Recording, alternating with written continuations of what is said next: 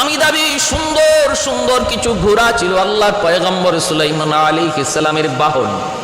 একদিন তিনি তার সুন্দর ঘোড়াগুলি তিনি পরিদর্শন করেন, দেখতেছেন।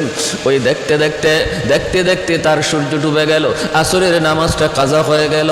তিনি হঠাৎ করে চৈতন্য ফিরে এলো। হায়, আমি দুনিয়ার আসবাব, আমার দুনিয়ার আসবাব, দুনিয়ার শান মানের পিছনে পড়ে আমি তো আমার মালিককে ভুলে গেলাম। আসরের অক্ত চলে গেল, সূর্য ডুবে গেল, সেজদায় পড়ে কান্দেন, মালিক ভুল হয়ে গেছে, মালিক ভুল হয়ে গেছে। এর তওবাতান সুলাইমান আলাইহিস সালাম তিনি ওয়াদা করলেন, কথা বললেন না, যেই ঘোড়ার কারণে আমার নামাজ কাজা হয়ে গেল এই ঘোড়া আমি রাখবো না। গোসা করে তিনি ঘোড়ার পাগুলি কেটে দিলেন। আল্লাহ পাক রব্বুল আলামিন খুশি হয়ে বলতেছেন, রে সুলাইমান, আমি তোমার এই আচরণে খুশি। তুমি তোমার ভুল বুঝতে পেরেছ, আর আমার মহব্বত তোমার কাছে বড় প্রমাণ দিয়েছ। অতএব না, আজ থেকে আর তোমার বাহন ঘোড়া লাগবে না। আমি আজকে থেকে তোমার বাহন বাতাসকে অনুগত করে দিলাম। বাতাস যেখানে তুমি যেতে চাও, যেদিকেই যেতে চাও, বাতাসকে আদেশ করবে, বাতাস তোমাকে নিয়ে যাবে, বাতাস তোমাকে সেখানে পৌঁছায় দিবে। জন্যই সুলাইমান আলাইহিস সালাম বাতাসের মাধ্যমে তিনি পৃথিবীর এক প্রান্ত থেকে অন্য প্রান্তে পৌঁছে যেতেন। আমার ভাইরা বন্ধুরা, একটু মনোযোগ দিয়ে খেয়াল করে শুনুন। আল্লাহ পাক রব্বুল আলামিন একটা সিংহাসন তখতারে দান করেছিলেন, তখত, যেটাকে সুলাইমানি তখত বলা হয়। তাফসীরের কিতাবের ভিতরে লিখেন 2 ফরসখ মানে 4 বর্গ মাইল ছিল লম্বা।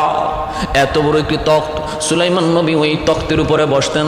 সেখানে তার রাজ দরবারে মন্ত্রী পরিষদ বসত, সৈন্য সামন্তও তিনি নিতেন, পরিবার পরিজনকেও তিনি ওই তখতে বসাইতেন। এরপরে নবী যেখানেই যেতে চান সফর সঙ্গীদের সাথে নিয়ে তিনি সফরে বের হয়ে যেতেন। কিন্তু উপরে কিছু ছিল না, উপরে ওনাদেরকে ছায়া দিত, এই তখতের ছায়া দিত পাখিরা, ডানা মেলে মেলে ছায়া দিত। এজন্যই আল্লাহর পয়গম্বর সাইয়্যিদুনা সুলাইমান আলাইহিস সালাম যদি তার গায়ে কোনো রৌদ্র লাগতো, তবেই তিনি বুঝে ফেলতেন ওখানে কোনো পাখি অনুপস্থিত না থাকলেই তো, কোনো একটা পাখি অনুপস্থিত থাকলেই তো সূর্যের আলো এই দিক দিয়ে ঢুকবে। বুঝে ফেলতেন কেউ অনুপস্থিত রয়েছে, বিদায় সূর্যের আলো ঢুকেছে।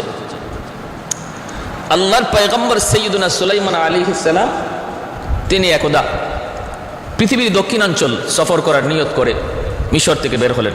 সুলাইমান আলাইহিস সালামের রাজধানী ছিল সিরিয়া। সুলাইমান আলাইহিস সালামের রাজধানী ছিল সিরিয়া। একদিন তিনি পৃথিবীর দক্ষিণাঞ্চল সফরের উদ্দেশ্যে বের হবেন।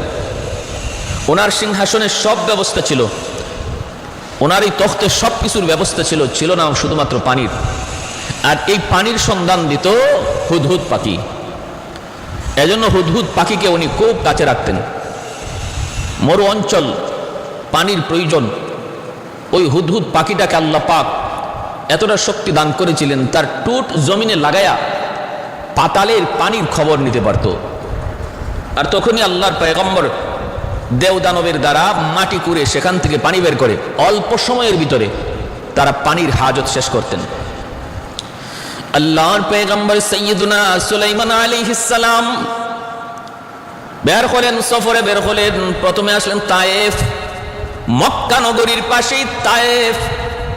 তায়েফের জমিনে তিনি নামলেন, এখানে কিছু অবস্থান করলেন। তারপরে মক্কা নগরীতে ঢুকলেন, সেখানেও কয়েকদিন অবস্থান করলেন। সুলাইমান আলাইহিস সালাম মক্কার মানুষকে আমার নবী, রহমতের নবী, মায়ার নবীর আগমনের সুসংবাদটাও তিনি দিলেন। এরপরে সুলাইমান আলাইহিস সালাম তিনি আবার সফরে বের হলেন। ভাইরা বন্ধুরা, আবার তিনি সফরে বের হলেন। ইয়ামেনের সানা এলাকায় গেলেন।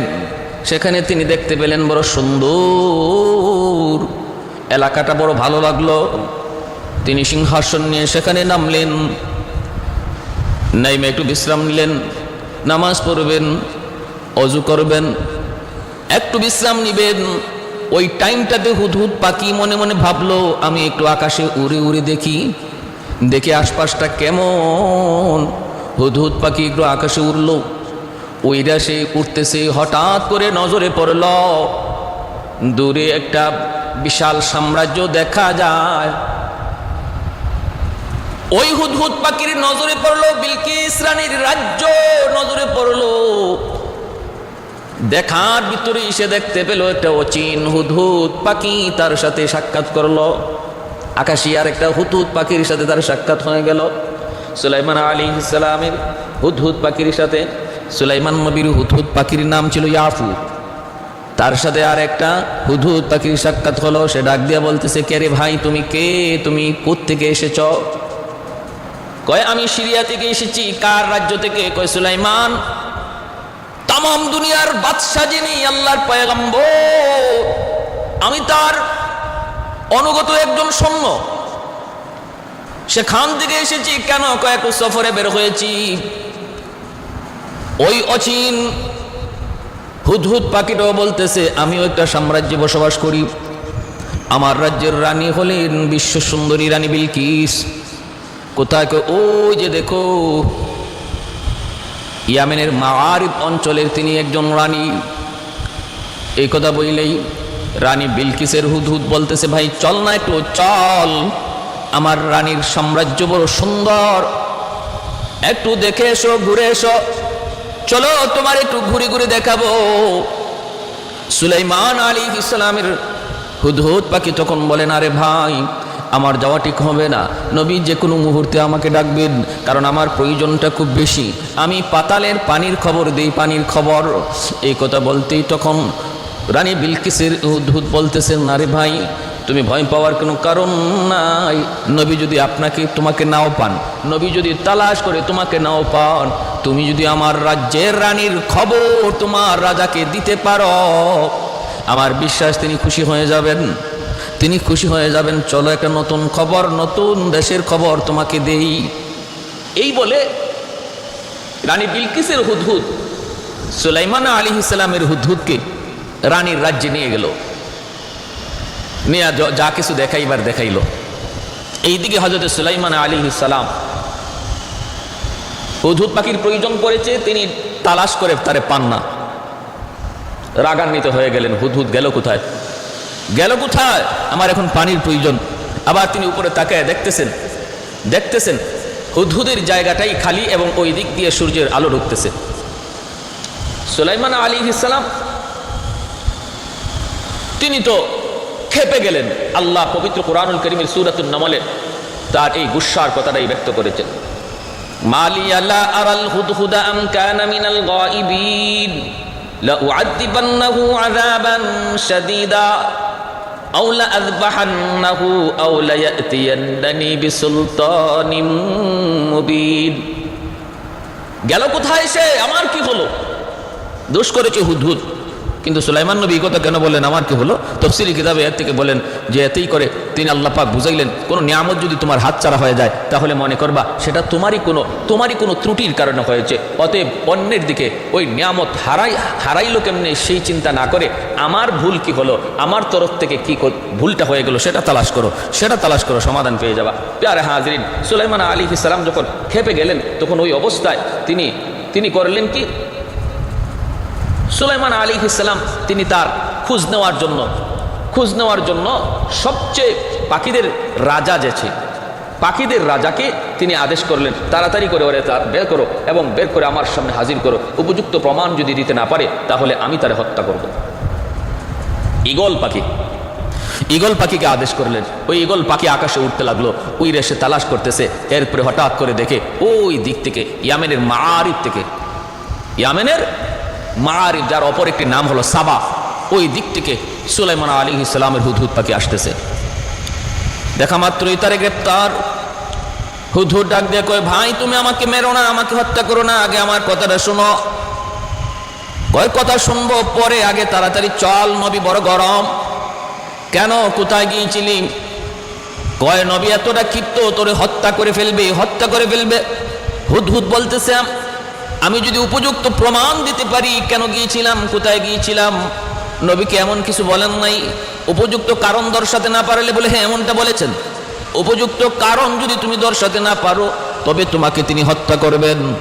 হুদহুদ বলে ঠিক আছে তাহলে চলো, আমার বিশ্বাস নবী আমাকে হত্যা করবেন না, কারণ আমি উপযুক্ত কারণ সঙ্গে করে এনেছি। আল্লাহর নবীর সামনে হুদহুদ পাখি এসে দাঁড়ালো। এরপরে নবী বলতেছেন, বলো ঘটনা কি, তুমি কোথায় গিয়েছিলে, কেন তুমি অনুপস্থিত ছিলে, তুমি তোমার পাখির রাজা ঈগলকে কেন তুমি জিজ্ঞেস করে যাও নাই, তারে কেন তুমি খবর দিয়ে যাও নাই? তখন সে বলতেছেন, নবী গো, আমি এমন এক দেশের খবর জানি যেই দেশের খবর আপনি নিজেও জানেন না, জানার কথাও না। প্রাণীর খবর জানি যেই খবর আপনি জানেন না, আপনার কাছে নাই, এমন এক খবর আমি জানি। আল্লাহ নবী সুলাইমান তিনি বলতেছেন, কি খবর, তাড়াতাড়ি বলো, কি খবর তুমি তাড়াতাড়ি বলো। কাইফা মাকাসা গায়রা বাঈদিন ফাকালা আহাততু বিমা লাম তুহিত বিহি ওয়াজিতুকা মিন সাবাইন বিনাবাইন ইয়াকিন। কি খবর? কই ইন্নী ওয়াজাদতু ইমরাআতান, আমি ওই রাজ্যে পেয়েছি একজন রানীকে, এমন সুন্দরী রানী নবী গো আমি জীবনে কোনোদিন দেখি নাই এত সুন্দরী রানী। তামলিকুহুম, সে রাজত্ব করে, ওয়া উতিয়াত মিন কুল্লি শাইইন ওয়া লাহা আরশুন আযীম। ধনী বনে জনে কোনো দিক দিয়ে তার কম নাই, সর্বদিক দিয়ে প্রাচুর্যতা, নিয়ামতের কোনো অভাব নাই, সর্বদিক দিয়ে আমি তার মধ্যে প্রাচুর্যতা পেয়েছি। ধনের দিক দিয়ে কোনো কমতি নাই, জনের দিক দিয়ে কমতি নাই, শক্তির দিক দিয়ে কমতি নাই। তার 12,000 সেনাপতি রয়েছে, প্রতি সেনাপতির অধীনে আবার 1 লক্ষ করে সৈন্য রয়েছে, অতএব কমতি কোনো দিক দিয়েই তার নাই গো নবী। এইভাবে বলতেছে। কিন্তু বড় দুঃখের খবর হলো, ওই রানী আর তার রাজ্যের মানুষগুলি এক আল্লাহকে চিনে না। এরা সূর্যের পূজা করে। কিসের পূজা? সূর্যের পূজা করে। ওয়াজাতুহা ওয়া কওমাহা ইয়াসজুদুনা লিশ-শামসি মিন দুনিল্লাহ। পবিত্র কোরআনুল কারীমের সূরাতুন নামল, নামলুন শব্দের অর্থ পিপিলিকা। এই পিপিলিকার সূরায় আল্লাহ পাক রব্বুল আলামিন তিনি কথা বলতেছেন, বিস্তারিত ঘটনাটা উল্লেখ করেছেন, তবে পরিপূর্ণ না। হাদিস শরীফে কিছু আছে, ইসরাইলি রিওয়ায়াতও কিছু আছে। আল্লাহর পয়গম্বর সুলাইমান আলাইহিস সালামকে যখন রানী বিলকিস এই খবর দিল, রানী বিলকিসের খবর দিল হুদহুদ পাখি, সুলাইমান আলাইহিস সালাম আশ্চর্য হয়ে গেলেন। কই কি, তামাম দুনিয়ার বাদশাহ আমি, আর আমার বাদশাহীর ভিতরে এক অঞ্চলে আবার বাদশাহী করে এক রানী, তাও তারা সূর্যের পূজা করে, আল্লাহকে চিনে না। সুলাইমান আলাইহিস সালাম তিনি বলতেছেন, ঠিক আছে, আর কি দেখেছ? কয় নবী গো, তার এমন একটা সিংহাসন রয়েছে, ওয়ালাহা আরশুন আযীম, এমন এক সিংহাসন আমি জীবনে কোনোদিন দেখি নাই। তাফসীরের কিতাবের মধ্যে এসেছে 30 হাত লম্বা, 30 হাত উঁচা, 30 প্রস্থ, 30 হাত লম্বা, 30 হাত উঁচু, 30 হাত প্রশস্ত, 30 হাত প্রশস্ত, এত বড় একটা সিংহাসন ছিল রানী বিলকিসের। এজন্য হুদহুদ পাখি বলতেছে, আমি তার একটা সিংহাসন দেখেছি যা জীবনে কোনো দিন আমি কোথাও দেখি নাই। আল্লাহর পয়গম্বর সুলাইমান আলাইহিস সালাম তিনি বললেন, তাহলে যাও, আমি তোমাকে এর উপযুক্ত পুরস্কারও দিব, এবং এর সমাধান তো আমি তোমার দ্বারাই করব। ঘটনা যদি এমনই হয়, তাহলে আমি তোমার মাধ্যমে রানী বিলকিসের কাছে একটা চিঠি পাঠাবো, এবং সেই খবর তুমি তারি দিবা, পরবর্তী খবরও তুমি পৌঁছাইবা। তুমি হবে প্রেরক, তুমি হবে বাহক, আমি হব প্রেরক। চিঠি দিব আমি, নিয়ে যাবা তুমি। এই রানী বিলকিস কে ছিল? তাফসীরের কিতাবের মধ্যে লিখেন, এই রানী বিলকিস ছিল, তার বাবার নাম ছিল সারাহিল। 40 পুরুষ পর্যন্ত তারা রাজত্ব করেছে। অতএব রাজ পরিবারের মেয়ে হলো রানী বিলকিস। কোন পরিবারের? রাজ পরিবারের। এই সারাহিলের কোনো সন্তান ছিল না, একমাত্র সন্তান রানী বিলকিস। এজন্য সারাহিলের মৃত্যুর পর বাদশা কে হবে, রাজা কে হবে, এই নিয়ে যখন মন্ত্রী পরিষদে আলোচনা উঠল, অধিকাংশের মত হলো তার মেয়ে রানী, তার মেয়ে বিলকিসকে আমরা সিংহাসনে বসাবো। কিন্তু আরেক দল বলতেছে, না, একজন মহিলা আমাদের রাজা হয় কেমনে, বাদশা হয় কেমনে, তার দ্বারা রাজ্য পরিচালনা করা সম্ভব হবে না, মহিলারা দুর্বল, তাদের জ্ঞানও পুরুষের অর্ধেক, কেমনে হবে? এই দ্বিমত করে করে প্রচণ্ড আকারের 2 দলে ভাগ হয়ে গেল এই মারিব অঞ্চল। এক দলে চাইতেছে রানী হবে বিলকিস, আর একজনে চাইতেছে না আমাদের রাজা হবে পুরুষ। দুই দলে ভাগ হয়ে অঞ্চলটা দুই ভাগে বিভক্ত হয়ে গেল। এক ভাগের রানী হলো বিলকিস, আরেক ভাগের রাজা হলো আরেকজন পুরুষ। এভাবে চলছে বেশ কিছুদিন। কিন্তু রানী তো রাজ পরিবারের মেয়ে, রাজ্য পরিচালনা করার তার যে অভিজ্ঞতা, সব মিলায়া তার রাজ্য পরিচালনারাই সুষ্ঠু হচ্ছে এবং দিন দিন উন্নত হচ্ছে। প্রচুর কাজ করলো রানী তার দেশে। পবিত্র কোরআনুল কারীমের সাইল আল আরাম বলতে যে ওই বাঁধ আছে, দুই পাহাড়ের মাঝখানে বাঁধ বেঁধেছিলেন রানী। এই বাঁধের দ্বারা বৃষ্টির পানি তিনি জমায়া রাখতেন আর সাগরের নোনা পানি থেকে তার অঞ্চলকে মুক্ত রাখতেন। এই বাঁধের দ্বারা বৃষ্টির পানি জমায়া রাখায় ফসলাদি এবং বাগান পরিচর্যা, ফল ফলাদি তাদের দেশে উৎপাদন করতে পানির যা প্রয়োজন ছিল সবটাই তারা পেয়ে গেল। পুরোপুরিভাবে তাদের পানির প্রয়োজন পুরা হলো। এতে করে এই রানী বিলকিসের অঞ্চল ফল ফলাদিতে ভরপুর হয়ে গেল, ভরপুর। এমনকি বলা হয়, তফসিরি কিতাবে এসেছে যে রানী বিলকিসের যে বাগান, এই বাগানে এত বরকত হয়েছিল ফল ফলাদির, কোনো একজন মানুষ যদি খালি একটা টুকরি নিয়ে বাগানের ভিতর দিয়া যায়, কোনো ফল পাকা ফল পারতে হবে না, বরং মাথায় টুকরি নিয়ে গেলেই গাছ থেকে পাকা ফল পরে পরে তার টুকরি ভরে যেত। লোকজন সব রানীর পক্ষে আসতে লাগলো। মারিবের মানুষগুলা দেখতেছি রানী বিলকিসের রাজ্য পরিচালনা বড় সুন্দর এবং তার রাজত্বের পরিচালনা বড় সুন্দর, বিচার বিভাগ বড় সুন্দর, সর্বদিক দিয়ে নিয়ামতের কোনো কমতি নাই।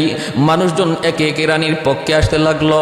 আর ওই রাজার অঞ্চল, ওই পুরুষ রাজার অঞ্চলে এতটা উন্নয়ন নাই। তখন জনগণ বলতেছে তুমি পারবা না। আসলে আমরা যা মনে করেছিলাম রানী মেয়ে হওয়ার কারণে, মহিলা হওয়ার কারণে সে বুঝি পারবে না, আমাদের চিন্তা চেতনা ভুল। তুমি রাজত্ব ছেড়ে দাও, পুরা অঞ্চলটাই রানী বিলকিসের আন্ডারে দিয়ে দাও। কিন্তু ওই রাজারা মানতে রাজি না, জনগণের কথা মানতে রাজি না, বরং সৈন্য সামন্ত নিয়া রানীর সাথে আরো বিরোধিতা শুরু করলো। যুদ্ধ লাগবে এমন পরিস্থিতি তৈরি করে নিল ওই রাজা। রানী বিলকিস বড় বিচক্ষণ, বুঝতে পেরে গেল যে কোনো সময় যুদ্ধ বাধায় দিতে পারে, যে কোনো সময় যুদ্ধ বাধায় দিতে পারে। তাহলে এখন কি করা দরকার? যুদ্ধ থেকে যদি বাঁচতে হয় তাহলে প্রয়োজন হলো বুদ্ধির। রানী একটা চিঠি লিখলো ওই বাদশার কাছে। চিঠির ভাষা ছিল আমি তোমাকে বিয়ে করতে চাই। রাজা তো চিঠি পেয়ে একদম আনন্দে আত্মহারা, কি খুশি, জবাব দিল আমিও তো মনে মনে দীর্ঘদিন যাবত এমনটাই আশা করতেছিলাম, কিন্তু সাহস পাই না। আজ যখন তুমি নিজের মুখেই বলেছ তাহলে কোনো আপত্তি নাই, আমি তোমাকে বিয়ে করতে রাজি। এখন দেখা যায় খবরটা রটে গেল। রানী বিলকিসকে তার নিজের আপনজন অনেকেই বলতেছে এটা কি সত্য? বলে সত্য, আমি তারে বিয়ে করব, কারণ আমি একজন রানী, আমার তো বিয়ের প্রয়োজন, আমার তো সন্তান সন্ততির প্রয়োজন। এই মুহূর্তে আমার উপযুক্ত আর তো কেউ নাই, সে তো একটা অঞ্চলের রাজা, রাজাই তো রানীকে বিয়ে করবে, আমি বিয়েতে রাজি। ধুমধাম করে বিয়ে হয়ে গেল। বাসর রাত, সব ধরনের পানীয়ের ব্যবস্থা করা হলো। তখনকার সময় এটা সাধারণ নিয়ম, যত প্রকারের মদ, যত প্রকারের নেশা, সব কিছুর আয়োজন করা হলো। রানী বিলকিস সে তো একটা উদ্দেশ্য নিয়ে বিয়ে করেছে। ওই বাসর রাতে রানী রাজারে খুব ইচ্ছা মতো ভরপুর মদ পান করাইল, বেশি পরিমাণে মদ পান করাইল ওই বাদশারে। এতটা মদ পান করাইল রানী বিলকিস, এতে করে সে বেহুশ হয়ে গেল, অজ্ঞান হয়ে গেল। আর রানী বিলকিস তখন তার মাথাটাকে ঠান্ডা মাথায় কাটলো, কল্লাটা কেটে ওই কল্লাটা তার দরবারে ঝুলায়া রাতের অন্ধকারে রানী বিলকিস তার সিংহাসনে আবার চলে আসলো।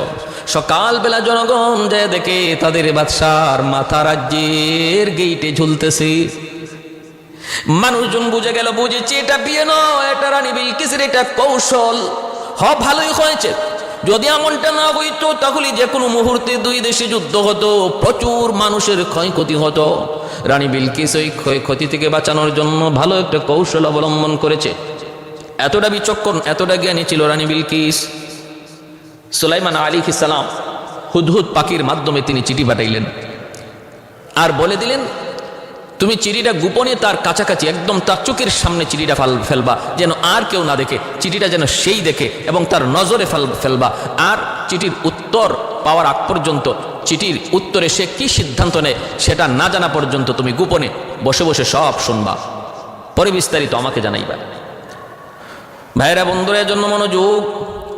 রানী বিলকিস একটা সিংহাসন, এই সিংহাসনটা তার খাস কামরায়, খাস কামরার ভিতরে এতটা আবদ্ধ, একটা জানালা সে সর্বদা খোলা রাখতো, কারণ ওই জানালা দিয়ে সূর্যের আলো ঢুকবে, আর যখনই সূর্যের আলো ঢুকবে তখনই সে সূর্যের পূজা করবে। এজন্য ওই জানালাটা ছিল খোলা।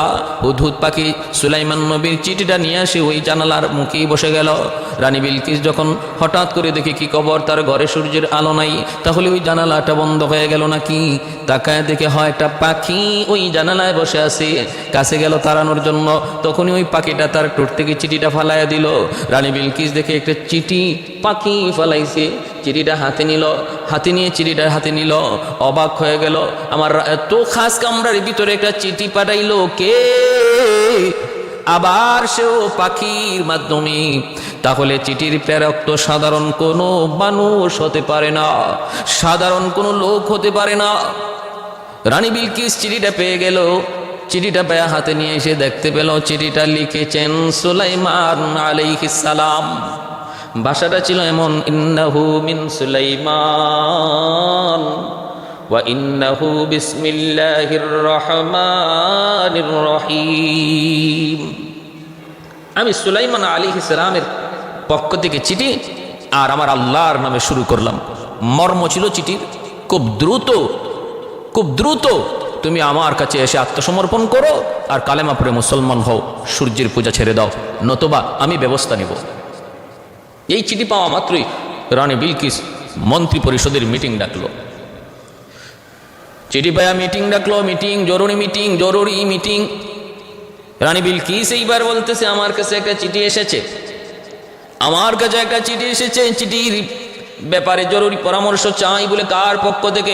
সুলাইমান নবীর পক্ষ থেকে, সুলাইমান আলাইহিস সালামের পক্ষ থেকে আমার কাছে চিঠি এসেছে। কি চিঠির ভাষা? কয় ভাষা হলো, আমরা আত্মসমর্পণ করব, কালেমা পড়ে মুসলমান হব, সূর্যের পূজা ছেড়ে দিব, নতুবা তিনি ব্যবস্থা নেবেন। এখন আপনারা পরামর্শ দিন, কি করব আমরা? জবাব কিভাবে দেব? আমরা কি লড়ব নাকি তার কাছে আত্মসমর্পণ করব? ওই সেন সৈন্যদের ভিতরে, মন্ত্রী পরিষদের ভিতরে একজনের নাম ছিল মানজার ছিল ভিতরে রানী বিলকিসের প্রতি দুর্বল। মানজার ছিল ভিতরে দুর্বল। সে তখন নিজের বাহাদুরি দেখানোর জন্য চিৎকার দিয়ে উঠল, রানী কনকে আপনি কে আপনাকে চিঠি দিয়েছে? এত বড় সাহস সুলাইমানের, আপনাকে চিঠি দেয়? একটু সুযোগ দেন, উপযুক্ত জবাব আমি দিতে পারবো। আমি মানজার তারে এনে গাছের সাথে ঝুলাইতে পারবো। নাহনু উলু কুওয়াতিন ওয়া উলু বাসিন শাদীদ, আমরা শক্তির দিক দিয়ে কোনো কম না, দুর্বলতা পাওয়ার কোনো সুযোগ নাই, দুর্বল হওয়ার কোনো প্রয়োজন নাই। একটু সুযোগ করে দেন, আমি আমার শক্তি দিয়ে এর জবাব দিব। আমরা লড়ব, আমরা যুদ্ধ করব, আমরা এর মোকাবেলা করব। প্রয়োজনে সুলাইমানরে গাছের সাথে ঝুলাবো। এমনভাবে ফাল পারতে লাগলো। রানী বিলকিস তখন বলতেছে, মানজার, এত ফাল পারবি না। প্রেরককে ধরা দূরের কথা, আরে বাহককেই তো ধরতে পারলা না। এ তো জানতেন কোনো বাহক নয়, পিয়ন তো কোনো সাধারণ মানুষ নয়। এই চিঠির পিয়ন হলো এক পাখি। অতএব যে পাখির মাধ্যমে চিঠি পাঠায় সে তোমার আমার মতো সাধারণ কোনো মানুষ নয়। এত ফাল পাইরো না, এত লাফাও কেন? আগে চিঠির ভাষাটা পড়ি, চিঠির উদ্দেশ্যটা বুঝি, তারপরে মোরা পরামর্শ নেই। নীরব হয়ে গেল রাজদরবার, মন্ত্রী পরিষদ নীরব হয়ে গেল। এইবার রানী বলতেছে, আমি একটা বুদ্ধি নিয়েছি মাথায়। বলে কি? কয় আমি একটু পরীক্ষা করব, পরীক্ষা করে দেখবো ইনি নবী নাকি শুধু বাদশাহ, ইনি বাদশাহ নাকি নবী, এটা প্রমাণ করার জন্য আমি একটা পরীক্ষা করব। যদি প্রমাণ হয় ইনি শুধু নবী, ইনি নবী ও বাদশাহ, তাহলে ওনার সাথে আমাদের বিরোধিতা করে মোকাবেলা করে কোনো লাভ হবে না। নবীদের সাথে মোকাবেলা সেটা নবীর সাথে নয়, সেটা হয়ে যায় আল্লাহর সাথে। অতএব না এমনটা করে ঠিক হবে না, আগে আমি পরীক্ষা করে দেখি। যদি আমার পরীক্ষায় ইনি ফেল করে, প্রমাণ যদি হয় ইনি শুধুমাত্র বাদশাহ নবী না, তবেই আমরা যুদ্ধ করার মোকাবেলা করার সাহস করব। কত বুদ্ধিমতী নারী, চিন্তা চেতনা কত ভালো। হ্যাঁ, তিনি যদি নবী হন তার মোকাবেলা করে কোনো লাভ নাই, কারণ নবীরা নিজের ক্ষমতায় চলে না, তারা আল্লাহর ক্ষমতা লইয়া চলে। অতএব তার সাথে আমাদের মোকাবেলা করে কোনো লাভ হবে না, পারবো না। ভাইয়েরা আমন্দরা, তো তাহলে কিভাবে পরীক্ষা নিবা? কয় পরীক্ষা নেওয়ার সুরত হলো আমি তার কাছে কিছু হাদিয়া পাঠাবো। এই হাদিয়া যদি ইনি গ্রহণ করে তাহলে বোঝা গেল ইনি শুধু বাদশাহ নবী না। আর হাদিয়া যদি গ্রহণ না করে তাহলে বোঝা যাবে দুনিয়ার প্রতি বিন্দু পরিমাণ তার কোনো লোভ নাই, লালসা নাই, ইনি আল্লাহর পক্ষ থেকে প্রেরিত রাসূল এবং নবী। যদি এমনটাই প্রমাণিত হয় তখন তার কাছে আত্মসমর্পণ করা ছাড়া আমাদের আর কোনো পথ নাই। ভাইয়েরা বন্ধুরা, এই বইলে একটা সে চিঠি লিখলো, হাদিয়া পাঠাইলো, হাদিয়া। আর যখন মানজার চলে আসবে আর বলতেছে মানজার সব খবর কিন্তু হুদহুদ পাখি আড়ালে থেকে থেকে শুনতেছে, দেখতেছে। রাজ্যের পরামর্শ সবার সমস্ত কথাগুলি হুদহুদ পাখি সে শুনতেছে। ওই অবস্থায় রানী বিলকিস বলতেছে, একটা পাথর রয়েছে আমার কাছে, পাথর, এই পাথরটা তুমি নিয়ে যাবা। মানজার, ওটা বড় দামি পাথর, পাথরের ভিতরে রয়েছে একটা ছিদ্র, পাথরের ভিতরে আছে একটা ছিদ্র, আঁকা বাঁকা ছিদ্র। এই ছিদ্রটা দিয়া একটা সুতা কেউ ঢুকাইতে পারে না। তুমি সুলাইমান নবীকে বলবা তিনি যেন এই পাথরটার মধ্যে একটা সুতা লাগায়া দেন। আমার মনে বড় শখ, আমি ওই পাথরটা গলায় মালা হিসাবে পরব। নেও পাথরটা নিয়ে যাও, আর কারো কাছে পাথরটা দিবা না, সোজা সুলাইমান নবীর কাছে। আর নিয়ে যাও 1000 ইট প্যাকেট করে তোমরা হাদিয়া নিয়ে যাও। মূলত হাদিয়া তো না, এটা ছিল তার পরীক্ষা। হাদিয়া তো না ছিল এটা তার ঘুষ, হাদিয়া তো না ছিল এটা সুলাইমান নবীকে কিনা। হুদহুদ পাখি এসে জানাই দিল, নবী গো, রানী বিলকিস আপনার কাছে হাদিয়া পাঠাইতেছে। বলে হাদিয়া বলে কিসের? কয় 1000 ইট প্যাকেট, স্বর্ণের ইট। আল্লাহর পয়গম্বর সুলাইমান মনে মনে বলতেছেন, রানী তুমি আমাকে ভুল বুঝেছো, আমার চিঠির মর্ম তুমি ভুল নিয়েছ। সুলাইমানকে কিনা যায় না। আমাদের সমাজে ছেলে কিনা যায় যৌতুকের দাবি করে। যেই সন্তান, যেই ছেলে সে তারে তো মেয়ের বাবা কিনে নেয়। কোনো ছেলেকে হুন্ডা দ্বারা কিনে, কোনো ছেলেকে এরকমভাবে 5 লক্ষ 10 লক্ষ টাকা দিয়ে কিনে। আসেনি না নাই? যৌতুকের দ্বারা আমাদের সমাজে কেনা বেচা হয়নি, না হয় না? ছেলে মেয়ে কেনা বেচা হয়নি, না হয় না? বলে হয়। এর দ্বারা কি হয়? সমাজে শান্তি বাড়ে না অশান্তি বাড়ে? অশান্তি। যৌতুক নেওয়া হালাল না হারাম? হারাম, সাফ হারাম। যৌতুক খাওয়া আর শুয়োরের গোশত খাওয়া সমান। শুয়োরের গোশত খাওয়া যেমন হারাম, যৌতুক খাওয়া তেমন হারাম, বিন্দু পরিমাণ কোনো কম নাই। এবার আপনি যৌতুক প্রকাশ্যে খান আর ঘুরাইয়া খান। কিছু ছেলের বাবা আছে যৌতুক ঘুরায় খায়, নিজে কয় না, আরেকজন দিয়া কয় আমি তো চাই নাই, আমারে দিতেছে। যত কৌশলই করেন না কেন, মেয়ের বাবাকে চাপ দিয়া, মেয়ের বাবার কাছ থেকে দাবি কইরা কোনো জিনিস আদায় করার নামই হলো যৌতুক। আর যদি সে খুশি মনে, কোনো দাবি দাবা নাই, খুশি মনে সে কিছু দিয়া যায়, সেটা উপহার। এটা আল্লাহ নবীও দিচ্ছেন। নবী তার মেয়ের খাতুন জান্নাত ফাতেমা রাদিয়াল্লাহু তাআলা আনহার বিয়েতে আল্লাহর নবী খুশি দিয়েছেন। প্যারে হাজিরিন, সেদিকে আমার উদ্দেশ্য না, বলা উদ্দেশ্য, সুলাইমান আলাইহিস সালামকে 1000 স্বর্ণের ইট দিয়ে রানী বিলকিস কিনতে চাইল। আল্লাহর পয়গম্বর সুলাইমান আলাইহিস সালাম জিন্নাতদেরকে আদেশ করলেন, 18 বর্গ মাইল রাস্তা স্বর্ণের ইট দ্বারা বানায় দাও। দোনো পাশে তোমরা গবাদি পশু বেঁধে রাখো। গবাদি পশু খানার পাত্রটা স্বর্ণের পাত্র বানাও। ওই গবাদি পশুগুলি যে মলমূত্র ত্যাগ করবে সেটাও যেন এই স্বর্ণের রাস্তার উপরে পড়ে। 18 বর্গ মাইল রাস্তা স্বর্ণ দিয়া বাধাই করো। যেই দিক দিয়া মানজার আসতেছে, যেই দিক দিয়া রানী বিলকিসের এই হাদিয়া নিয়ে আসতেছে, ওই রাস্তাটা 18 বর্গ মাইল পর্যন্ত স্বর্ণ দিয়া বাধাই করে ফেললো জিন্নাতরা। অল্প সময়ের ভিতরে অল্প টাইমের ভিতরে। ভাইরা বন্ধুরা, আর নবী বলতেছেন 1000 স্বর্ণের ইট ওদের সাথে আছে, অতএব যেই জায়গায় ইট বিছায় রাখছো ওই ইট বিছানো জায়গাটা থেকে 1000 স্বর্ণ ইট, 1000 স্বর্ণের ইটের জায়গা ফাঁকা রেখে দিবা, যেন ওরা আসার পর ওরা ভয় পেয়ে যায়, ওরা যেন ভয় পেয়ে যায়, এরা যেন ভয় পেয়ে যায়। 1000 স্বর্ণের ইটের জায়গা কেন খালি? হ্যাঁ, আমরা যদি 1000 ইট নিয়ে এখন সামনে যাই তাহলে তো রাজা সুলাইমান তিনি তো মনে করবেন আমরা ওইখান থেকে ইট চুরি করেছি। অতএব না, তারা ওইখানেই হয়তো তাদের ইটগুলো রেখে আসবে। বুদ্ধি কত সুন্দর দেখছে। এই 1000 ইটের জায়গাটা খালি রাখো, ভয়ে ওরা তাদের নিজেদের আনা স্বর্ণের ইট এখানেই রেখে আসবে বলে আমরা যদি এখন এই ইট লইয়া যাই তাহলে আমরা চুরও হইতে পারি, কওয়া যায় না। ভাইরা বন্ধুরা, মানজার যখন আসলো আইসা দেখে হাই হায় হায় হায় রাস্তায় চটক মারে। ঘটনা কি? তামানা খাসা, কিন্তু গভীরভাবে নজর করে তাকায় দেখে পাথরটা বের করে ঘষা দিয়া দেখে না না, খাঁটি সোনা, খাঁটি সোনা। এইবার মনজার চিন্তায় পড়ে গেল, হায় হায় হায়, যেই বাজার রাজার দরবারে রাস্তার স্বর্ণের ডালাই দিয়া করা হয় আর ওই রাস্তার স্বর্ণের উপরে গবাদি পশু পাখি তারা তাদের মলমূত্র ত্যাগ করে, তাহলে তার দরবারে মাত্র 1000 স্বর্ণের ইট হাদিয়া লইয়া যাওয়া কতটা বোকামি হবে? এটা বোকা ছাড়া কেউ করতে পারে না। মানজার কয় কয় রানী গো, তোমার মতো ফকিন্নি বুঝি আল্লাহর জমিনে কেউ নাই, কারে তুমি কি হাদিয়া দিতেছো? ও রানী বিলকিস, আজকে আমার ওই ইজ্জত যাবে, হক আদায় না, আমি আজকে বন্দিও হতে পারি। চিন্তায় পড়ে গেল মানজার। কিন্তু বাহাদুরি দেখাইছিল ওই কইছিল সুলাইমান রে গাছের সাথে জুলাইমু, কিন্তু রানী বিলকিসের ধমকে নীরব হয়ে যায় মানজার। এইবার সামনের দিকে আগায় দেখতে পায় হায় হায়, এত সুন্দর ইট বিছানো রাস্তা, স্বর্ণের ইট, কিন্তু 1000 স্বর্ণের ইটের জায়গা ফাঁকা। কে নিয়েছে? কয় আমি যদি এখন আমার ইট লইয়া যাই তাহলে রাজা বলবে এই ইট তুমি চুরি করেছো। আমার এত সুন্দর রাস্তার মধ্যে 1000 ইট গেল কোথায়? কই রে, তাড়াতাড়ি এখানে রাখ, তাড়াতাড়ি ইটগুলো এখানে রাখ। কাফেলাকে বলল ইট এখানেই রেখে আয়, নাইলে চোর বা শাস্তি হবে।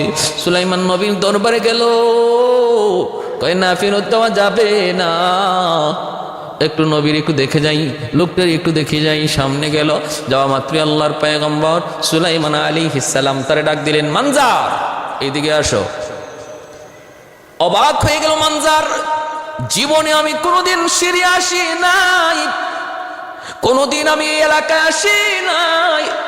আমার নাম কেমন করে তিনি জানলেন?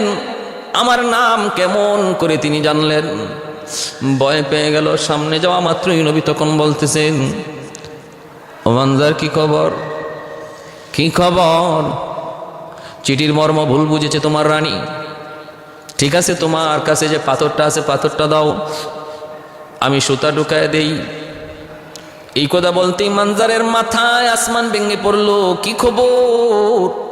আমার কাছে যে গোপন পাথর রানী দিয়েছে, যে পাথরের খবর আমি ছাড়া আর রানী ছাড়া কেউ জানে না, এই খবর তিনি জানলেন কেমন করে? বুঝছি সব খবরই আইছে, সব খবরই ওনার কাছে আগেই চলে আসছে। তাহলে আমি যে বলছি গাছের সাথে জুলাইমু, এই খবরও বুঝি চলে আসছে। এখন না জানি কি হয়, মনে হয় বিচারটা আমারও হবে, মনে হয় শেষ পর্যায়ে বন্দী হওয়া লাগবে। কাঁপতে শুরু করলো, ভয় পেয়ে গেল। ভয় পাওয়াই তো কথা, সব খবরই যখন আসলো আমি যা বলেছি এই খবরও তো আসছে। কিন্তু আল্লাহর পয়গম্বর সুলাইমান তাকে তিনি বলতেছেন, তোমরা মেহমানদারি করো, তোমাদের জন্য ওই খাস মহল, সেখানে মেহমানদারির ব্যবস্থা করলেন। তারপরে তিনি তারপরে তার পাঠাইয়ে দিলেন, বলেন যাও, যায় তোমরা তোমাদের রানীকে বলো দেরি যেন না করি, অল্প সময়ের ভিতরে সবাই আত্মসমর্পণ করে মুসলমান হয়ে যাও, নতুবা কপালে সিন্নি আছে। বুঝলেননি? সিন্নি বুঝলেন মানে মাইর আছে। মানজার চলে আসলো রানী বিলকিস অপেক্ষায়। ও সুতা ঢুকাইলেন কেমনে সুলাইমান নবী? এই পাথরের ভিতরে আঁকা বাঁকা ছিদ্র, যেই ছিদ্র দিয়ে সুতা ঢোকানো যায় না। আল্লাহর নবী সুলাইমান পিঁপড়াকে ডাক দিলেন। এই সূরাটার নামও সূরাতুন নামল, পিঁপড়ার সূরা। পিঁপড়ারে তিনি ডাক দিলেন, ডাক দিয়ে বললেন যে সুতাটা ঢুকে দাও। পিঁপড়ারে ডাক দেওয়া মাত্রই পিঁপড়ায় কইল লাব্বাইক, হুজুর আমি হাজির। মানজার অবাক হয়ে গেল, সব দেখতেছে মানজারে। কয় রে, ঠিকই তো বলছিল আমাদের রানী, ইনি যদি নবী হন কোনোভাবেই তার সাথে পারা সম্ভব নয়। ইনি তো দেখা যায় পিঁপড়ার সাথেও কথা কয়, পিঁপড়াও তার একটা বাহিনী। এই পিঁপড়ার মুখে তিনি একটা সুতা লাগাইয়া দিলেন, পিঁপড়াটা সহজে আঁকা বাঁকা রাস্তা দিয়া ডুইকা ডুইকা সে সুতা লাগাইয়া দিল। এই সুতা লাগায়া পাথর লইয়া মানজার রানী বিলকিসের কাছে আবার ফেরত আসলো। রানী অপেক্ষায় তার পরিচয় জানতে চায়। ইনি কি শুধু একজন বাদশাহ নাকি আল্লাহর পয়গম্বর? আসা মাত্রই রানী কয়, কিরে মানজার, খবর কি? মানজার কই, খবর কইমু কি, তোমার মতো ফকির নি আল্লাহর জমিনে কেউ নাই। কয় কি হইছে? কয় হাতিয়া ফাটাইছো 1000 স্বর্ণের ইট, আবার প্যাকেটও কইরা, কিন্তু গিয়া দেখি 18 বড় গোমাইল রাস্তার স্বর্ণের বাধাই করা, আবার এর উপরে গরু ছাগল ইট, গরু ছাগল দুম্বা ভেড়া এগুলো পায়খানা প্রস্রাব করে, চেনায় লেদায়, বিন্দু পরিমাণ কোনো মূল্য নাই। সামনে যায় দেখি 1000 স্বর্ণের ইটের জায়গা খালি। ডরায়া এখানে নিজের স্বর্ণের ইট রাইখে গেছি, কারণ নাইলে আমাদেরকে চোর বইলা আটকায় আমার তো পারে।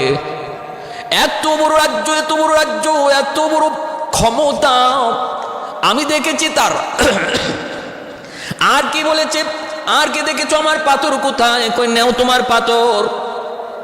কয় সুতা কেমনে লাগাইল? কয় সুতা লাগাইছে পিঁপড়া। কও কি বলে? ওগো রানী, শুধু মানুষ নয়, পিপিলিকা পর্যন্ত তার কথা শুনে তার কথা মতো কাজ করে। পিপিলিকাই সুতা ঢুকাইয়া দিছে। রানী তখন ভিতরে সুলাইমান নবীর প্রতি দুর্বল হয়ে গেল। দুর্বল হইছে তো হইছে, 100 নাম্বার মহব্বতের চিঠিতে 100 নাম্বার দিয়ে দিল। রানী বিলকিস আল্লাহর নবী সুলাইমান আলাইহিস সালামের মহব্বতে পড়ে গেল।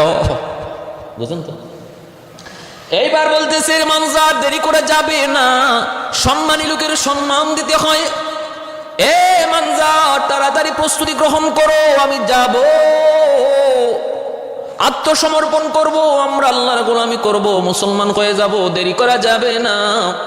আর রানী বিলকিস মনে মনে আনন্দিত, মনে হয় আমার স্বপ্নে থেকে রাজকুমারীর সংবাদ আমি পেয়ে গেছি, আমার স্বপ্নে দেখা রাজকুমারীর পরিচয় এবং সন্ধান আমি পেয়ে গেছি। সুলাইমানকে আমি শুধু রাজ্যের সিংহাসনে নয়, আমি আমার মনের সিংহাসনে সুলাইমানকে বসাবো। উলফত মে বরাবর কে ওফা হো কে জফা হো, उल्फत में बराबर के वफा हो के जफा हो, हर चीज में लज्जत है अगर दिल में मजा हो, हर चीज में लज्जत है अगर दिल में मजा हो। एक चश्म ज़दन गाफिल ज़ा शाह नबाशी, शायद की निगाहें को नदागाह नबाशी, शायद की निगाहें को नदागाह नबाशी। আমার ভাইরা, রানী বিলকিস সুলাইমান আলাইহিস সালামের দরবারে রওনা দিল।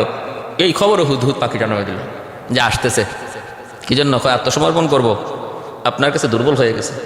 সুলাইমান আলাইহিস সালাম দেব দানবকে বলবেন, আমার রাজমহল তোমরা যত পারো, যতটুকু সাধ্য আছে সুন্দর করো, কারণ রানীকে সংবর্ধনা দেওয়া লাগবে, সেও একজন সম্মানী, তার জন্য একটা খাস মহল তৈরি করো। মহলে চতুর্দিকে থাকবে পানি, পানির মধ্যে থাকবে মাছ, পানির উপরে তোমরা স্বচ্ছ কাঁচ, এই কাঁচ দিয়ে ঢালাই করবা। এক তফসিরের কিতাবে এসেছে, 1-2জন মানুষ ওনার রাজদরবারেরই, এরা যখন বুঝতে পারছে যে সুলাইমান আলাইহিস সালামের কাছে আসতেছে বিশ্ব সুন্দরী রানী বিলকিস, আর ইনিও রাজ্য সাজাইতেছে, ব্যবসা বেশি ভালো না, মনে হয় 2জনের মহব্বত হয়ে গেছে, বিয়া শাদী হয়ে যাবে। একজনে আপনি যে রানী বিলকিসকে বিয়া করতে যাইতেছেন জানেননি, হে কিন্তু জিনের মাইয়া, হে জিনের মাইয়া, জিনের মেয়ে, অতএব বিয়া করতে একটু বুঝে শুনে কইরেন, মহব্বতে পড়তে একটু বুঝে শুনে কইরেন। নবী সুলাইমান বলেন, যদি জিনের মেয়ে হয়ে থাকে তাহলে তার মধ্যে জিনের স্বভাব বেশি নাকি মানুষের স্বভাব বেশি, সে জিন না মানুষ, এটা বোঝারও আমার কাছে সুযোগ আছে, ব্যবস্থা আছে। আরেকজনে এর বুদ্ধি কিন্তু একটু কম, ঠিক আছে, বুদ্ধি শুদ্ধিও কম না বেশি, বোকানা বুদ্ধিমান, এটাও বোঝার ব্যবস্থা আমার কাছে আছে। এজন্য সুলাইমান আলাইহিস সালাম একটা মহল তৈরি করলেন, আর ওই মহলের চতুর্দিকে পানির ব্যবস্থা করলেন, আর পানির উপরে স্বচ্ছ কাচের ব্রিজ তৈরি করলেন দেবদানবের দ্বারা, যেন বুঝাই না যায় মর্মর। এত স্বচ্ছ কাচ দিয়ে তিনি একটা ব্রিজ বানাইলেন যেন চোখে ধরা না যায়, যেন মনে হয় পানি। রানী বিলকিস আসতেছে, আসার আগেই আল্লাহর নবী সুলাইমান তখন বলতেছেন, রানী আইয়া বইব কই, সিংহাসন তো একটা, আমারটা দামি বইমো, রানী বইব কোথায়? ও আচ্ছা ঠিক আছে বুঝলাম, তার তো নাকি একটা সিংহাসন আছে, হুজুর তুমি দেখে আসছো? বলি জি। বলা হ্যাঁ, আর শোনাও জিন, বহুত বড় এক সিংহাসন। কই এই সিংহাসনটাতেই বসুক, তারটাতেই সে বসুক। তাহলে আনবো কেডা? সে তো রওনা দিয়ে দিছে, 7টা গেইটের ভিতরে তার এই সিংহাসন রাইখা, 7টা তালা মাইরা, এই 7 তালার চাবি নিজের কাছে লইয়া রানী বিলকিস রওনা দিছে সিরিয়া, সুলাইমান আলাইহিস সালামের কাছে আসবে। ও ভাইয়েরা বন্ধুরা, ওই অবস্থায় আল্লাহর নবী বলতেছেন, কে পারবা রানী আসার আগে আগে তার সিংহাসন আমার কাছে পৌঁছাইয়া দিতা? ক্বালা ইফরিতুম মিনাল জিন। আল্লাহ পাক পবিত্র কোরআনুল কারীমের মধ্যে বলছেন যে ওই অবস্থায় রানী বিলকিস আসার সময় আসার আগে আগেই কে আমার কাছে এটা পৌঁছায় দিতে পারবা? তখন ক্বালা ইফরিতুম মিনাল জিন আনা আতিকা বিহি ক্বাবলা আন তাকুমা মিন মাকামিকা ওয়া ইন্নী আলাইহি লাকাফিয়্যুন আমিন। আমি আপনার কাছে এটা পৌঁছায় দিব, সে পৌঁছার আগে আগে এই শক্তি আমার কাছে আছে। সুলাইমান আলাইহিস সালাম বলে, না না, আমার আরেকটু আগে দরকার, আরেকটু তাড়াতাড়ি দরকার, এর চেয়েও বেশি তাড়াতাড়ি কে পারবা? ক্বালা আল্লাযী ইনদাহু ইলমুম মিনাল কিতাব আনা আতিকা বিহি ক্বাবলা আন ইয়ারতাদ্দা ইলাইকা তারফুক। তখনই আল্লাহর নবী সুলাইমান আলাইহিস সালামের দরবারে একজন মানুষ, জিন্না, জিনে কইছে আপনার কাছে রওনা দিয়া দিছে কাফেলা, সেই কাফেলা আপনার কাছে আসার আগে আগে সিংহাসন পৌঁছে যাবে। কিন্তু মানুষ, একজন মানুষ যার কাছে ইসমে আজম ছিল, ইসমে আজমের ক্ষমতা ছিল, তিনি বললেন আমাকে আরো সুযোগ দিলে আমি আরো তাড়াতাড়ি আপনার কাছে এনে দিব। কত তাড়াতাড়ি?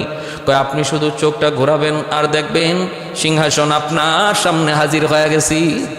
আসিফ ইবনে বারখিয়া তার নাম, যিনি মানুষ। দেখেন একজন মানুষের শক্তি। সুলাইমান আলাইহিস সালাম বলে, ঠিক আছে নাও তাহলে এটাই করো। সুলাইমান আলাইহিস সালামের চোখ ঘোরানোর সঙ্গে সঙ্গে এই রানী বিলকিসের সিংহাসন সেই ইয়ামেনের মারিব থেকে সিরিয়ায় পৌঁছে দিলেন, হাজার হাজার মাইল দূরে। মাটির নিচ দিয়া সিংহাসন ঢুকলো, আর মাটির নিচ দিয়েই সুলাইমান আলাইহিস সালামের চোখের সামনে এসে সিংহাসন ভেসে উঠলো। সুবহানাল্লাহ। শক্তি কার? একমাত্র শক্তির মালিক কে? আল্লাহ। সুলাইমান আলাইহিস সালাম সিংহাসন কাছে আনার পর তিনি বলতেছেন, এটারে কিছু পরিবর্তন করো। সুলাইমান আলাইহিস সালাম একটু পরিবর্তন করাইলেন দেওদানবের দ্বারা, নাক্কিরুহু। সুলাইমান আলাইহিস সালাম বলতেছেন, এটা একটু পরিবর্তন করো। কেন? যেন সে বুঝতে না পারে যে এটা তারই সিংহাসন, এটা যেন বুঝতে না পারে।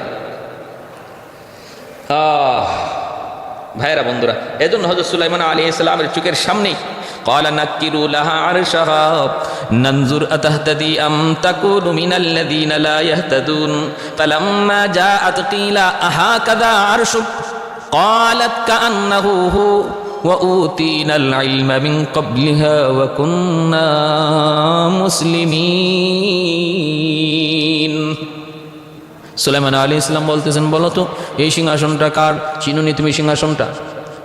এটা কি তোমার? কয় এমনই তো লাগে। পুরা বলতেও পারে না যেটা আমার, কয় এটা তো এমনই লাগে, কান্না হু এমনই তো লাগে। সুলাইমান আলাইহিস সালাম বুঝলেন যে কথা বুঝছিলাম, শুনছিলাম, বোকা না বুদ্ধিমান, বুদ্ধিমতী। সরাসরি বলে নাই যে হ্যাঁ এটাই তো আমার সিংহাসন, অথবা অস্বীকারও করে নাই, না এটা কেমন করে হতে পারে? যে সিংহাসন আমি 7টা গেইটের ভিতরে রেখে আসলাম, এটা আবার এখানে কেমন করে আসতে পারে? অস্বীকারও করবে এমনও না। কয় মাঝখান দিয়ে একটা জবাব দিয়ে দিছে, আমারটার মতোই তো লাগে। সুলাইমান আলাইহিস সালাম বুঝলেন সে বুদ্ধিমতী। এরপরে তিনি বললেন যে ঠিক আছে, তোমার খাস কামরার ভিতরে তুমি যাও, ওই যে মহলটা, ওই মহলটা হলো তোমার মহল। যাওয়ার সময় দেখে পানির নিচে দেখা যায় বিভিন্ন মাছ দৌড়াদৌড়ি করে। সুলাইমান আলাইহিস সালাম দেখতে চান, যদি সে জিনের মেয়ে হয়ে থাকে তাহলে তার পায়ের মধ্যে জিনের পশম থাকবে। তখন পানিটা দেখা মাত্রই সে মনে করছে তো পানি। দেখবেন মানুষ স্বাভাবিকভাবে পানি দেখলে তখন কাপড়ে হাত দেয়। এই রানী বিলকিসও তার কাপড়ে হাত দিছে, কাপড় পায়ে থেকে তার কাপড় একটু সরে গেল। সুলাইমান আলাইহিস সালাম তিনি বুঝে ফেললেন যে না, তার গায়ে জিন্নাতের এইরকম কোনো পোশাক না, জিন্নাতের পশম না, অতএব সে মানুষেরই সন্তান। আমার ভাইয়েরা বন্ধুরা, এই হলো একটা মত। কিন্তু আমি বলতেছি যে কথা, জিন্নাতের সুলাইমান আলাইহিস সালামের যে এই যে রানী বিলকিস, তার বাবার নাম ছিল সারাহিল, কিন্তু মার নাম ছিল মালামা, অথবা আরেকটা রাওয়ায়াতে রাইহানা। এই মালামা বা রাইহানা এটা কোনো তফসিরি কিতাবে লিখছেন যে রানী বিলকিসের মা ছিল জিন জাতি আর বাবা ছিল মানুষ, আর তাদের সন্তান হলো রানী বিলকিস। এজন্য সন্দেহ ছিল রানী বিলকিস মানুষ না জিন। কিন্তু আমার যুক্তিতে ধরে না, আমার বিবেকে ধরে না। এখানে কিছু প্রশ্ন জাগে। প্রশ্ন হলো যে সুলাইমান আলাইহিস সালামের এই যে রানী বিলকিসের বাবা সারাহিল, সে মানুষ তো এ জিন কেন বিয়া করবে? এর কারণ অনেক কিতাবে অনেক তাফসীরে লিখছেন যে সে তার এক অধিক সুন্দরী তালাশ করতে যায়, সে পরীকে বিয়ে করেছিল, জিন্নাতের মধ্যে পরীকে বিয়ে করেছিল। কিন্তু আমি বলি শোনেন, পরী বলেন আর যাই বলেন, আল্লাহর কালাম বলে সৃষ্টির সবচেয়ে সুন্দর হলো মানুষ, এরপরে দ্বিতীয় হলো ফেরেশতা, তৃতীয় হলো জিন জাতি। অতএব জিন কখনো মানুষের চেয়ে সুন্দর হতে পারে না। অতএব এই যে কথাটা বলা হয় যে সারাহিল সুন্দরী বিধায় পরীকে বিয়ে করেছিলেন, এটা একটা ভুল কথা। মানুষের চেয়ে জিন জিন মানুষের সুরত ধরতে পারে, কিন্তু প্রকৃত জিন্নাত কখনো মানুষের চেয়ে সুন্দর নয়। পবিত্র কোরআনের সূরা 3 মধ্যে দেখেন না, আল্লাহ বলেছেন লাকাদ খালাকনাল ইনসানা ফি আহসানি তাকওয়িম, মানুষকে আমি আল্লাহ সবচেয়ে সুন্দর করে তৈরি করেছি। অতএব জিন মানুষের চেয়ে সুন্দর হয় কেমন করে? এক। দ্বিতীয় কথা হলো, জিনের দ্বারা মানুষের গর্ভে মানুষ গর্ভবতী হবে কিনা, আর মানুষের দ্বারা জিন গর্ভবতী হবে কিনা, এটা অসম্ভব, হতেই পারে না। মানুষের দ্বারা কখনো জিন গর্ভবতী হবে না, আর জিনের দ্বারা কখনো মানুষ গর্ভবতী হবে না। যদি এমনটা হতো তাহলে আল্লাহর সৃষ্টি সম্পূর্ণ উল্টে যেত, কারণ জিন বহু জায়গায় বহু করে ঢুইকা বহু নারীর সাথে অন্যায় আচরণ করতেই পারে। তার দ্বারা যদি গর্ভপাত হয়ে যেত, গর্ভধারণ করতো কোনো মানুষ, তাহলে সৃষ্টির মধ্যে উলটপালট হয়ে যেত, এই সুযোগ আর এই শৃঙ্খলা আর থাকতো না। অতএব এটা অসম্ভব। সুলাইমান আলাইহিস রানী বিলকিসের বাবা মুসলমান আর মা পরী, এই কথাটা যদিও বলা হয়, কিন্তু বিজ্ঞরা এই কথাটাকে মানেন না, মাইনে নিতে পারেন না। সুলাইমান আলাইহিস সালাম যখন রানী বিলকিসের পা উঠাইল পানি পার হওয়ার জন্য, আল্লাহ নবী তখন বলতেছেন যে কাপড় সরাইতে হবে না, এর উপরে স্বচ্ছ কাচের ব্রিজ রয়েছে। তখনই সে সেজদায় পড়ে গেল আর বলতেছে যে না, আমার এবার বুঝ হয়ে গেছে, আপনি আল্লাহর পয়গম্বর। 40 পুরুষ পর্যন্ত রাজ্য ক্ষমতায় আমার পূর্বপুরুষ, এমন ক্ষমতা কখনো দেখি নেই। এটা মানুষের কোনো কাজ হতে পারে না, এটা মানুষের কোনো কাজ হতে পারে না। এই বইলেই সাথে সাথে সে তওবা করলো এবং ওই তার এই মূর্তি পূজা সেরে সুলাইমান আলাইহিস সালামের কাছে قالت رب إني ظلمت نفسي وأسلمت مع سليمان لله رب العالمين, আমি আমার নফসের উপরে জুলুম করেছি, আমি সুলাইমান নবী এবং তার রবের উপরে ঈমান আনলাম। এতটুকু বলি আল্লাহ পাক রব্বুল আলামিন পবিত্র কোরআনের সূরাতুন নামলে সুলাইমান আলাইহিস সালাম এবং রানী বিলকিসের ঘটনাটা আল্লাহ পাক এখানেই সমাপ্ত করলেন। সিরির কিতাবে এবং ইসরাঈলের রাওয়ায়াতের মধ্যে আরো বিভিন্ন কথা রয়েছে। ভাইরা বন্ধুরা, সুলাইমান নবী বিলকিস রানীকে বিয়ে করেছিলেন, এরপরে তারে তিনি ওই তো ইয়ামেনের মারিব অঞ্চলে তারে তিনি আবার পাঠিয়ে দিলেন, ওই জায়গার রানী বানায় তিনি পাঠিয়ে দিলেন। সেখানেই শেষ পর্যন্ত রানী বিলকিস ছিল, তার রাজ্যেই সে রাজত্ব করত, কিন্তু সুলাইমান নবীর অধীনে, সুলাইমান নবীর আন্ডারে। ভাইরা, মাসে একবার তিনি ইয়ামেন যাইতেন, সেখানে 3 দিন তিনি থাকতেন। একটা সন্তানও হয়েছিল রানী বিলকিসের গর্ভে, সুলাইমান নবীর একটা সন্তানও হয়েছিল। এটা হাদিসে পাওয়া যায়, ইসরাঈলি রাওয়ায়াতে পাওয়া যায়। এ যুবক, খেয়াল করে মনোযোগ দিয়ে শোনো, এই হলো আল্লাহর পয়গম্বর সুলাইমান আলাইহিস সালামের আর রানী বিলকিসের মধ্যে ঘটে যাওয়া মহব্বত, ঘটে যাওয়া সম্পর্ক, ঘটে যাওয়া ইতিহাস। ভাইরা বন্ধুরা, এতে একটু খেয়াল করে মনোযোগ দিয়ে শুনবেন, আমরা একটু মনোযোগ দিয়ে শুনবো। তাফসীরে কিতাবের মধ্যে একটা আংটির কথা রয়েছে, একটা আংটির কথা। কি ছিল সেই আংটির ইতিহাস? এ ভাই, এজন্য বলি সুলাইমান আলাইহিস সালাম তিনি সর্বদা তিনি যে দুনিয়ার বাদশা, এই কথাটা মনের মধ্যে কখনো তিনি রাখতেন না। আমার ভাই সুলাইমান আলাইহিস সালাম, একটু খেয়াল করে শোনো রে ভাই, সুলাইমান আলাইহিস সালাম তিনি যখন চিঠিটা লিখছিলেন, চিঠির প্রথমে লিখলেন আব্দুল্লাহ, তারপরে লিখছেন ইন্নাহু মিন সুলাইমান। বুঝাইলেন না আমি দুনিয়ার বাদশা সুলাইমান, এটা আমার বড় পরিচয় নয়, আমার বড় পরিচয় হলো আমি আল্লাহর গোলাম। আজ ক্ষমতা যে যেখানেই পাই না কেন, একটু মনোযোগ দিয়ে শোনো, ক্ষমতার বাহাদুরি করে কোনো লাভ নাই, সকল ক্ষমতার মালিক একমাত্র আল্লাহ। তাম দুনিয়ার বাদশা হয়ে বিন্দু পরিমাণ অহংকার ছিল না। চিঠির শুরুটা ছিল আব্দুল্লাহ, আমি আল্লাহর গোলাম, এক আল্লাহর গোলাম, আল্লাহর গোলাম, এটা হলো বড় পরিচয়। এরপরে তিনি বিসমিল্লাহ লিখে শুরু করেছিলেন। এজন্য মনে রাখবেন, পবিত্র কোরআনুল কারীমের মধ্যে 114 খানা সূরা, এই সূরার মধ্যে 114 খানা সূরা, বিসমিল্লাহ আছে 114 খানা। কেমনে কয় সূরাতুন নমলের মধ্যে বিসমিল্লাহ 2 বার, একবার শুরুতে আর একবার হলো এই সুলাইমান নবীর চিঠির ভাষাটা আল্লাহ উল্লেখ করেছেন। তাহলে এক সূরার মধ্যে দুইবার, আর আরেকটা সূরা আছে পবিত্র কোরআনে সূরাতুত তওবা, সূরাতুত তওবার মধ্যে বিসমিল্লাহ নাই, এক সূরার মধ্যে নাই, আরেক সূরায় দুইবার। অতএব সব মিলায় কোরআনে বিসমিল্লাহ এসেছে 114 বার। কতবার? 114 বার এসেছে। আমার ভাইরা, এই ছিল হযরত সুলাইমান আলাইহিস সালামের সাথে ঘটে যাওয়া রানী বিলকিসের